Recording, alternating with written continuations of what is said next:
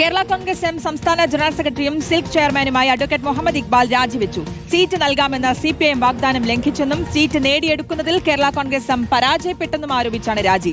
കോൺഗ്രസിൽ ചേർന്ന് പ്രവർത്തിക്കുമെന്നും മുഹമ്മദ് ഇക്ബാൽ പറഞ്ഞു.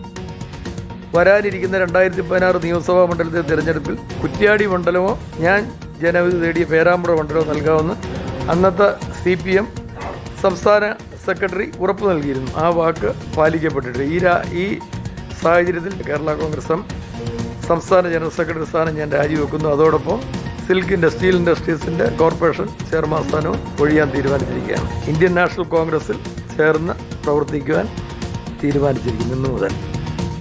സിനോജ് തോമസിന്റെ വിശദാംശങ്ങൾ നൽകാൻ. സിനോജ്, സീറ്റ് കിട്ടുമെന്ന് പ്രതീക്ഷിച്ചിരുന്നു, ലഭിച്ചില്ല. അപ്പോൾ ആ ഒരു പ്രതിഷേധം അത് രാജിവെച്ചു, പാർട്ടി മാറുന്നു കോൺഗ്രസിലേക്ക്.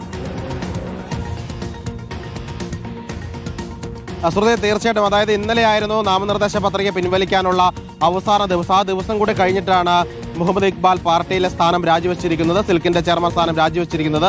അദ്ദേഹം പറയുന്നു സീറ്റ് കിട്ടുമെന്ന് പ്രതീക്ഷ പ്രതീക്ഷ എന്ന് പറയുന്നത് അന്നത്തെ CPMന്റെ പാർട്ടി സെക്രട്ടറി കോടിയേരി ബാലകൃഷ്ണൻ നൽകിയ ഉറപ്പായിരുന്നു. 2026 തെരഞ്ഞെടുപ്പിൽ സീറ്റ് നൽകുമെന്ന് ഉറപ്പ് നൽകിയിരുന്നു.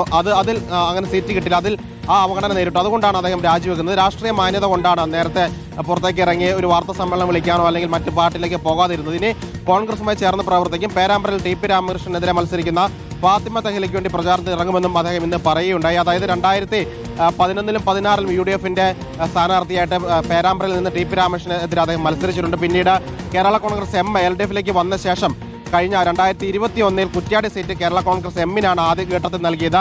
അങ്ങനെ മുഹമ്മദ് ഇക്ബാലിനാണ് സ്ഥാനാർത്ഥിയെ പ്രഖ്യാപിക്കുന്നു, പ്രചരണം തുടങ്ങുന്നു. ആ ഘട്ടത്തിലാണ് പ്രാദേശികമായി CPM പ്രതിഷേധം അവിടെ ഉയർത്തുന്നത്. തെരുവിലേക്ക് ആ പ്രതിഷേധം നീളുന്നു.